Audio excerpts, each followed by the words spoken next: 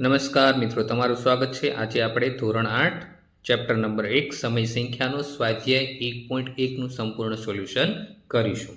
તો એમાં પહેલો પ્રશ્ન છે, નીચે આપેલા ગુણાકારની ક્રિયામાં કયા ગુણધર્મનો ઉપયોગ થયેલ છે તે જણાવો। તો નીચે તમને 3 પ્રશ્નો આપ્યા છે। મિત્રો પહેલો દાખલો શું છે, -4/5 ગુણ્યા 1 બરાબર 1 ગુણ્યા -4/5 બરાબર -4/5। તો મિત્રો અહીંયા તમે જોઈ શકો ગુણાકાર કોની સાથે કર્યો છે? 1 સાથે।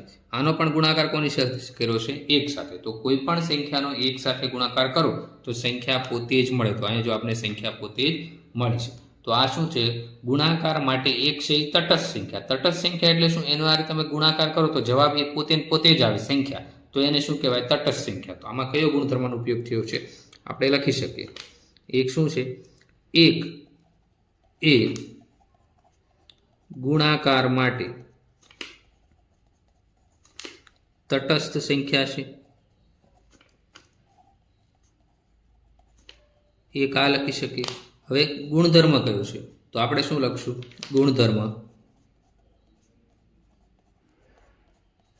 જોજો મિત્રો, અહીંયા ક્રમનો ગુણધર્મ કેમ છે? જો પેલા -4/5 ગુણ્યા 1 છે, 1 છે એ પછી છે। હવે બરાબર કરીને શું કીધું? એકડો તમને પહેલા લઈ લીધો, 1 ગુણ્યા -4/5। તો આ એકના સ્થાનમાં ફેરફાર થાય, ક્રમમાં ફેરફાર થાય। અહીંયા ગુણ્યા 1 બીજા સ્થાન ઉપર છે, અહીંયા એકડો છે એ પહેલા સ્થાન ઉપર છે। તો ખાલી શું થયો? સ્થાનમાં ફેરફાર થયો, એટલે કે ક્રમમાં ફેરફાર થયો। અને નિશાની કઈ છે? ગુણાકાર। તો તમે શું લખશો? ગુણાકાર માટે ક્રમનો ગુણધર્મ। તો ગુણાકાર માટે ક્રમનો ગુણધર્મ। તો કયો ગુણધર્મ થયો મિત્રો? ગુણાકાર માટે ક્રમનો ગુણધર્મ। તો આ ક્રમનો ગુણધર્મ એ આપણો શું થઈ ગયો? આન્સર થઈ ગયો। ત્યાર પછી બીજો પ્રશ્ન છે, એમાં શું કીધું છે? -13/17 ગુણ્યા -2/7 બરાબર -2/7 ગુણ્યા -13/17। તો મિત્રો રકમ તમે 2 વાર જોઈ લો। આમાં શું થયું? સ્થાનમાં ફેરફાર થયો, એના ક્રમમાં ફેરફાર થયો। અહીંયા શું છે? -13/17 પહેલા લખ્યું છે, બરાબરની ઓલી બાજુ જાઓ તો -13/17 એ શું લખ્યું છે? છેલ્લે લખ્યું છે, બીજા સ્થાન ઉપર। ગુણ્યા -2 સ્થાન, તો પહેલી આ સંખ્યા, બીજી સંખ્યા આ છે। હવે બરાબરની ઓલી બાજુ જાઓ તો -2/7 છે શું છે? પહેલા સ્થાન ઉપર લઈ લીધું। તો આ શું થયું? ખાલી ક્રમમાં ફેરફાર થયો। તો આપણે આનો જવાબ શું લખશું? આપણે ગુણધર્મ કયો થશે? ગુણાકાર માટે શું લખશો? ગુણાકાર માટેનો ક્રમનો ગુણધર્મ। કયો ગુણધર્મ થયો? ક્રમનો ગુણધર્મ। આ સિવાય મિત્રો તમે બીજું શું લખી શકો? આ સંખ્યા છે કેવી સંખ્યા છે? સમય સંખ્યા છે। તો તમે આ રીતે પણ લખી શકો, અથવા ઓર કર્યું સમય સંખ્યા માટે ગુણાકારનો ક્રમનો ગુણધર્મ। તો આપણે આ શું? તો થોડુંક વિસ્તૃત લખ્યું કે સમય સંખ્યા આપી છે, તો સમય સંખ્યા માટે ગુણાકારનો ક્રમનો ગુણધર્મ। તો મેઇન શું છે? ક્રમનો ગુણધર્મ। બીજો પ્રશ્ન શું છે મિત્રો? -19/29 ગુણ્યા 29/-19 બરાબર 1। મિત્રો તો આ સંખ્યામાં જો અહીંયા અંશમાં કેટલા છે? 19, છેદમાં કેટલા છે? 29। હવે આનું ઉલટું કરી નાખો તો 29 ક્યાં આવી ગયા? અંશમાં, અને -19 ક્યાં આવી ગયા? છેદમાં। તો આને કેવી સંખ્યા કહીશું? આપણે વ્યસ્ત સંખ્યા કહીશું। કેવી કહીશું? વ્યસ્ત સંખ્યા। તો આપણે શું લખશું? અહીંયા વ્યસ્ત સંખ્યા છે, વ્યસ્ત સંખ્યા છે। હવે ગુણધર્મ કયો વપરાણો છે એ આપણે લખવાનું છે। હવે મિત્રો વ્યસ્ત સંખ્યા હોય તો બધું શું થઈ જશે? કટ થઈ જશે। જો અહીંયા 29 છે એ કટ થઈ જશે, આ 29 છે એ કટ થઈ જશે, આ 19 છે એ કટ થઈ જશે, આ 19 છે એ કટ થઈ જશે, બધું ઉડી જશે।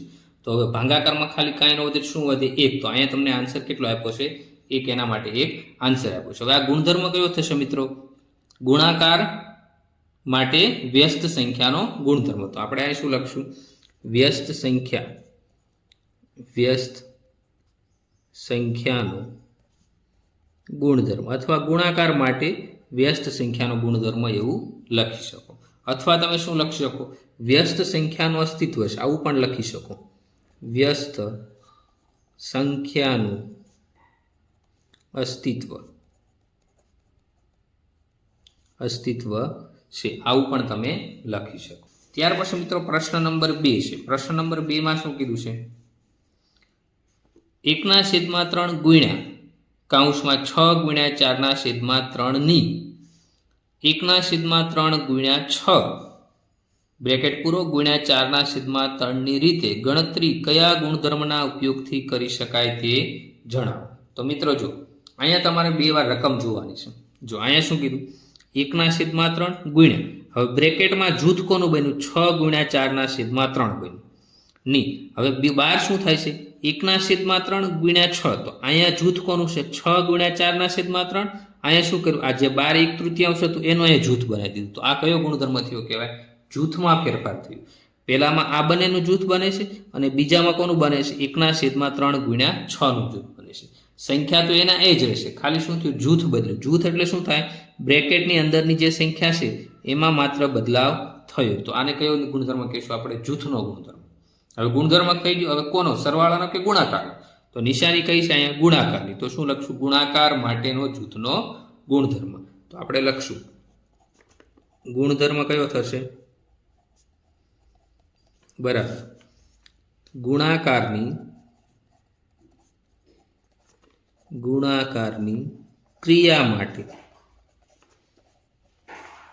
માટે જૂથનો ગુણધર્મ. ગુણાકારની ક્રિયા માટે જૂથનો ગુણધર્મ. તો મુખ્ય શું છે? આ જૂથનો ગુણધર્મ છે, એ તમારે ખાસ યાદ રાખવાનું રહેશે.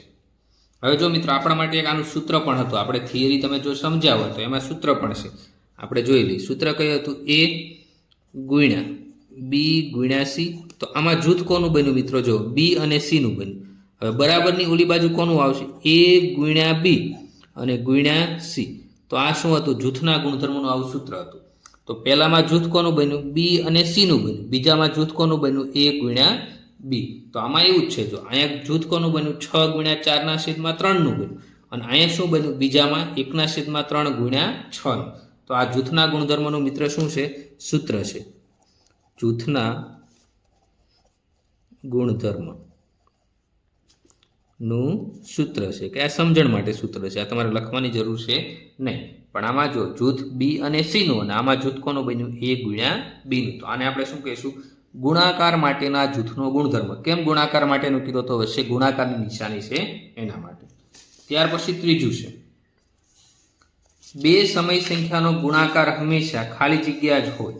હવે સમય સંખ્યાનો ગુણાકાર મિત્રો શું હોય? સમય સંખ્યા જ હોય. તો આનો જવાબ શું થઈ જશે?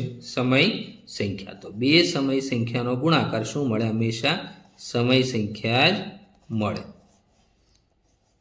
તો આ મિત્રો આપણે યાદ રાખશું. તો અહીંયા આપણો સ્વાધ્યાય 1.1 પૂરો થાય છે અને આ સ્વાધ્યાય 1.1 જ પહેલા ચેપ્ટરમાં છે. તો મિત્રો તમને કંઈ પણ આ ચેપ્ટરમાં ન સમજાણું હોય તો મને કોમેન્ટ કરજો, હું તમને ફટાફટ આન્સર આપી દઈશ. ચેનલને સબસ્ક્રાઇબ કરી લો. આપણે દરેક સંપૂર્ણ ગણિત 8મા ધોરણનું સંપૂર્ણ ગણિતનું સોલ્યુશન કરવાનું છે. તો ચેનલને એકવાર સબસ્ક્રાઇબ કરી લો, નોટિફિકેશન બટન ઓન કરી દેજો. Thank you.